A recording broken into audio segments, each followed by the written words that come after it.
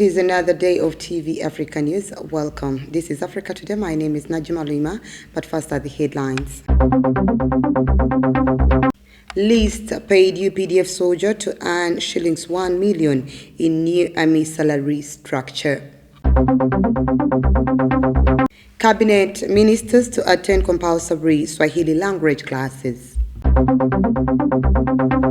Ethiopia's Prime Minister Abiy Ahmed denies negligence following massacres.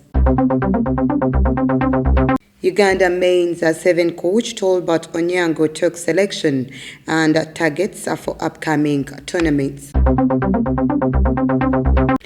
Government is said to revise the salaries of Uganda People's Defence Forces soldiers at all ranks according to reliable sources.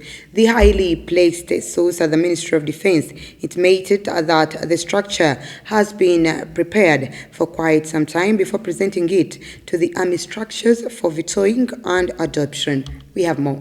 TV Africa has learned that according to the new salary structure, the least paid soldier at the rank of private will now earn shillings 1.5 million, and this is expected to go upwards depending on the ranks.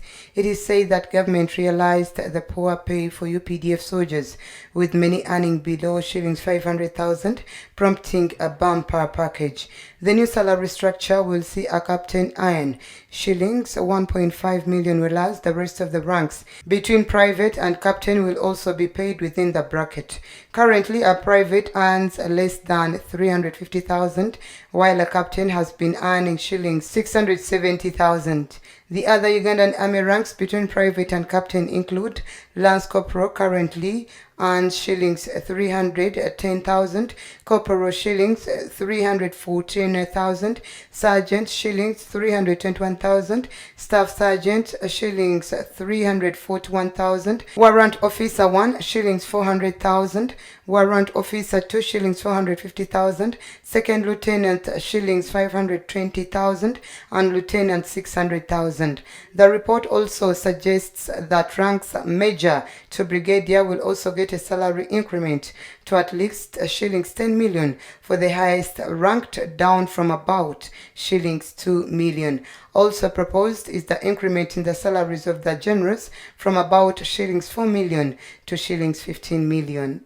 The first Deputy Prime Minister and Minister for East African Community Affairs, Rebecca Kadaga, has said that all ministers have been directed to attend Swahili lessons.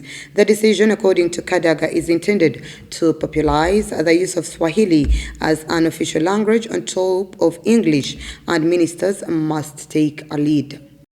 Rebecca Alitwala Kadaga, the first Deputy Prime Minister and Minister in charge of East African Affairs, said that all cabinet ministers will attend compulsory Swahili lessons before every cabinet sitting. She said this will be done to ensure that Swahili language is well understood from the top level as it spreads to the rest of the population.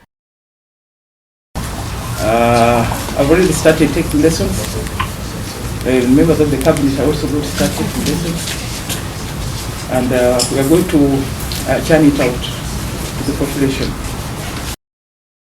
Kadaga made the remarks while speaking to journalists at her ministry offices on Thursday as Uganda joined the rest of the world to commemorate International Day of Swahili Language. She highlighted that though Uganda has not been able to organize the celebrations locally this year, the official community celebrations were held in Zanzibar. The International Day of Swahili, it has been recognized as an official language of the United Nations. And the celebrations are taking place in Zanzibar today. We have not been able to organize locally here, but for the community, they are sitting in Zanzibar. According to Kadaga, the 1995 constitution required Uganda to make Swahili the second official language, but this hasn't been implemented ever since, which prompted the cabinet to finally implement the constitution provision on Monday 4th. The Minister for ICT and National Guidance, Dr. Chris Baliomonsi, informed the public on Tuesday about the cabinet decision to make Swahili a compulsory and second official language, which will soon be taught to children from primary to secondary level. The government of Uganda hopes to work with Makerere University, which has an incubation center, to organize different Swahili classes at several intervals, and the members of parliament, cabinet ministers, plus the media are expected to be the first beneficiaries of this exercise. So they are going to help us train the cabinet, organize the online classes, so that anybody, you can sit in your home and take the lessons and also examinations. So it's going to be a really strong partnership. Cabinet also agreed that workers of the Uganda Airlines should start using Swahili while communicating to passengers, such that the country catches up with the other member states like Kenya and Tanzania that are already familiar with the language. In 2020, the African Union declared Swahili as one of the continent's official languages, following a decision of the South African Development Community to make the language the fourth official language of its member states in 2019. Ethiopian Prime Minister Abiy Ahmed on Thursday defended his government and the country's armed forces against the accusation of negligence following a series of grisly massacres recently in a restive region. We have more.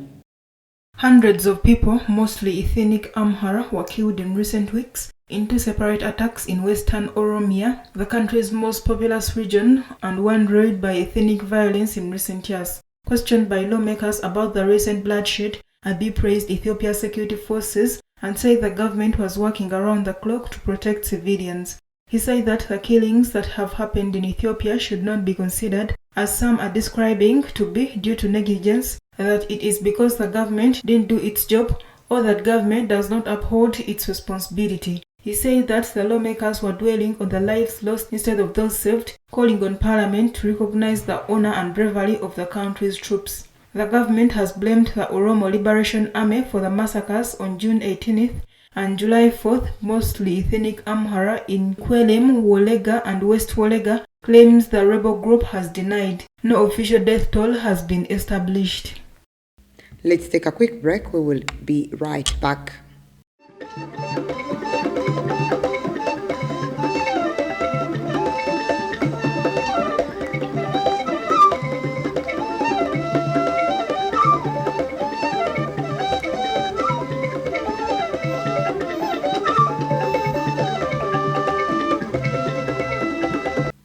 Welcome back. You're still watching TV Africa News, The Right to Know. Former Burkina Faso President Blaise Compaore returned to Ouagadougou on Thursday after 8 years in exile, according to members of his entourage and an airport source. Compaore, 71, flew in from Ivory Coast, where he has been living for a summit of ex-presidents with the country's new strongman, Lieutenant Colonel Paul Henry Santiago Damiba, who was sworn in as president earlier this year following a coup. Compaore's plane, provided by the Ivorian presidency, landed at the military base in the Burkinabe capital in the early afternoon. Meanwhile, dozens of ex-president supporters had gathered at Ouagadougou's main international airport, where they expected him to arrive. It is the first time the ex-president has set foot on home soil since he was forced into exile in neighboring Ivory Coast in October 2014 after violent popular riots broke out against his plans to remain in power after serving as president for 27 years. Compaore had seized power in a coup in 1987 on the same day that Burkina's revolutionary leader Thomas Sankara, his former comrade in arms, was gunned down by a hit squad.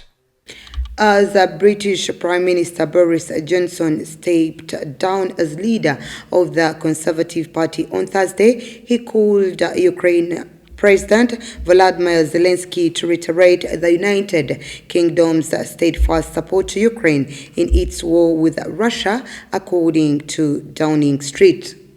Johnson thanked President Zelensky for everything he's doing to stick up for freedom, according to the Prime Minister's office statement. The two leaders forged a strong bond in the months following Russia's invasion, as Johnson championed weapons transfers to Ukraine and visited the country multiple times. In a statement, Zelensky said he was grateful for Johnson's decisive and uncompromising help. Meanwhile, a Russian missile strike on Kharkiv, Ukraine's second-largest city, killed at least 3 and injured another 5, according to a top regional official. Kharkiv, just 25 miles from the Russian border, has faced a relentless barrage of rockets since the war's first days. Ukrainian President Volodymyr Zelensky has said that Ukraine is unwilling to cede territory to Russia in peace deal.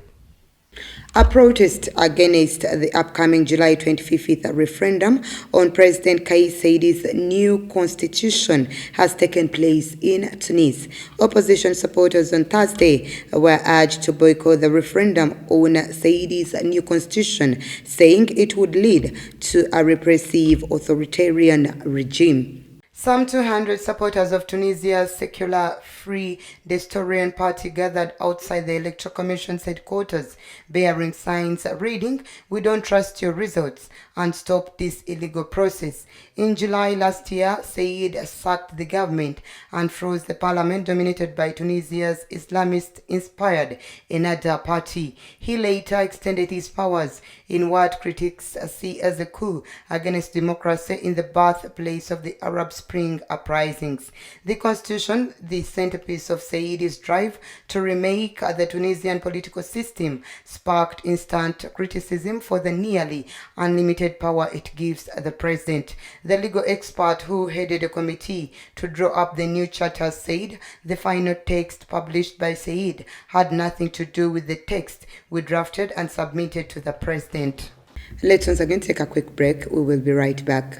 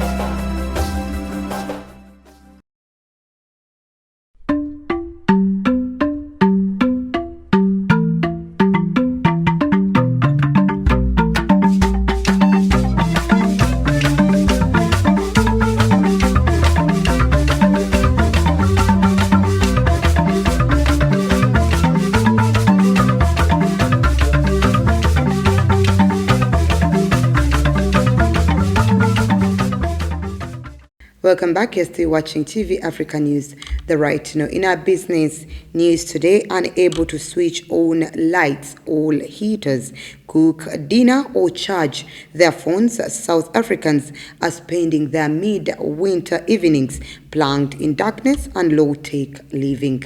Let's take a look. Power outages, known here as load shedding, intensified late last month after strikes erupted at the nation's monopoly energy provider Eskom, leaving coal plants unable to operate or undergo maintenance. But the frequency of power losses, 2 to 3 times per day and lasting up to 4 hours at a time, is the worst since a bleak episode in December 2019, and many people are livid. Rebecca Becky Mogotho, a Johannesburg city employee, said that it was like they were back to apartheid life, where they used candles and paraffin stoves. Her comparison was with life under South Africa's former segregationist regime, which deprived the black majority of basic infrastructure and services. South Africa relies on coal to generate more than 80% of its electricity. The country has plenty of coal, but most of its plants are aging, need repair or are scheduled to be decommissioned in the coming decades.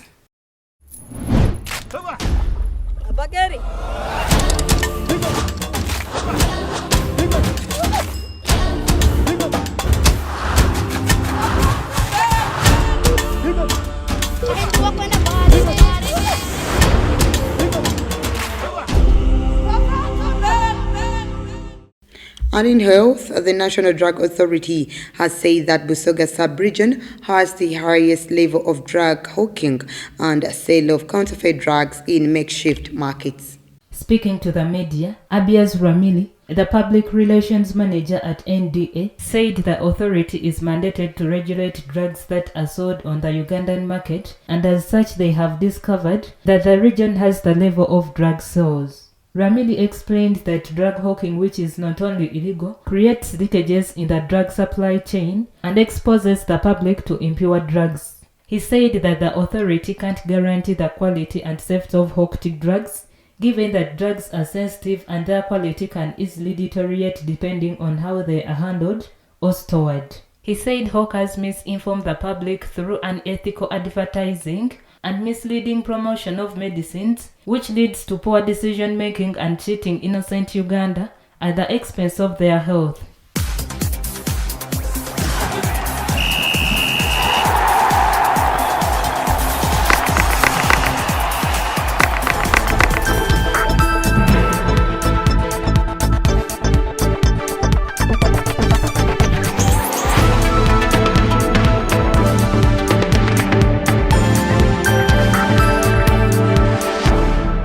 And in sports, in 21 days, the 2022 Commonwealth Games will commence in Birmingham, United Kingdom. Uganda will be represented by many disciplines, including rugby sevens, which will be played from July 29th to 31st at the Coventry Stadium in Coventry. Hagumuza with more. Uganda men's sevens head coach Tolbert Onyango named his traveling squad not only for this event but also for the crucial World Cup Rugby Challengers Series in Chile. The win of the Challengers Series will qualify for the HSBC World Rugby 7 Series as a core side for the 2022-2023 season.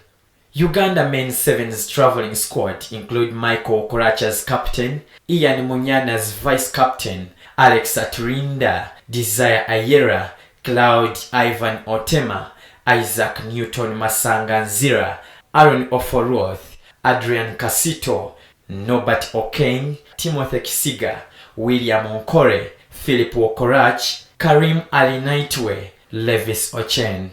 Onyango has maintained his entire squad that won the Rugby Africa Men's Sevens 2022 at Chadondo Rugby Club, apart from one player, Kelvin Valagade. Unfortunately, Valagade misses out due to an injury that has stuck like a Biden's pilosa weed. Timothy Mugisha also suffered the same fate that ruled him out of the selection, but the door, Onyango said, remains open for them to get back into the squad. In total, 22 players were in the training with the national team. That was the news. Thank you for always keeping it TV Africa. Please do stay tuned. More programming coming your way.